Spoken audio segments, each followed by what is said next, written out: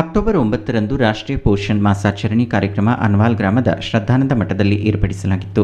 ಕಾರ್ಯಕ್ರಮದ ದಿವ್ಯ ಸಾನ್ನಿಧ್ಯವನ್ನು ಶ್ರೀ ಕೈಲಾಸಾನಂದ ಮಹಾಸ್ವಾಮೀಜಿಗಳು ವಹಿಸಿದ್ರು. ಈ ವೇಳೆ ಮಾತನಾಡಿದ ಅವರು, ಮಹಿಳಾ ಮತ್ತು ಮಕ್ಕಳ ಅಭಿವೃದ್ಧಿ ಇಲಾಖೆಯವರು ಇಂತಹ ಕಾರ್ಯಕ್ರಮಗಳ ಮೂಲಕ ಜನರಿಗೆ ಅರಿವು ಮೂಡಿಸುವ ಕಾರ್ಯಕ್ರಮ ಮಾಡುತ್ತಿದ್ದಾರೆ. ತಾವೆಲ್ಲ ತಾಯಂದಿರು ಇದರ ಸದುಪಯೋಗ ಪಡೆದುಕೊಳ್ಳಬೇಕೆಂದು ಕರೆ ನೀಡಿದರು. ಜಿಲ್ಲಾ ನಿರೂಪಣಾಧಿಕಾರಿ ಮಂಜುನಾಥ್ ಪರ್ಸನ್ನವರ್ ಪ್ರಾಸ್ತಾವಿಕವಾಗಿ ಮಾತನಾಡಿ, ಕೇಂದ್ರ ಸರ್ಕಾರ ಸೆಪ್ಟೆಂಬರ್ 2018ರಂದು ಪೋಷಣ್ ಮಾಸಾಚರಣೆ ಕಾರ್ಯಕ್ರಮ ಜಾರಿಗೆ ತಂದಿದ್ದು, ಪ್ರತಿ ವರ್ಷವೂ ಸೆಪ್ಟೆಂಬರ್ ತಿಂಗಳಲ್ಲಿ ಈ ಕಾರ್ಯಕ್ರಮವನ್ನು ಆಯೋಜಿಸಲಾಗುತ್ತಿದೆ ಎಂದರು.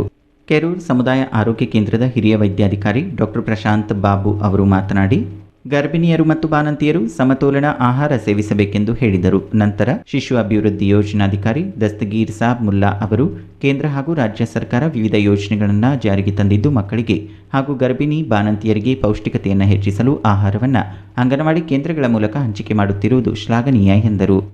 ಕಾರ್ಯಕ್ರಮದಲ್ಲಿ ಚೊಚ್ಚಲ ಗರ್ಭಿಣಿಯರಿಗೆ ಸೀಮಂತ ಕಾರ್ಯಕ್ರಮ, ಅನ್ನಪ್ರಾಶನ, ತೊಟ್ಟಿಲು ಕಾರ್ಯಕ್ರಮ, ಮಕ್ಕಳ ಹುಟ್ಟುಹಬ್ಬ ಆಚರಣೆ, ಸುಕನ್ಯಾ ಸಮೃದ್ಧಿ ಪಾಸ್ಬುಕ್ ವಿತರಣೆ, ತಾಯಿ ಹೆಸರಿನಲ್ಲಿ ಸಸಿ ನೆಡುವ ಕಾರ್ಯಕ್ರಮ ನಡೆಯಿತು.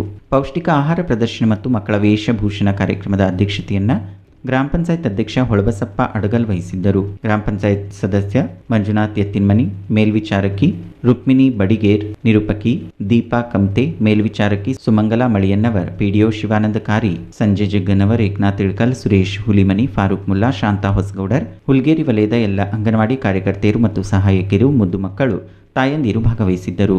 B N Mukashi, Bhimwad news, Bagalkot.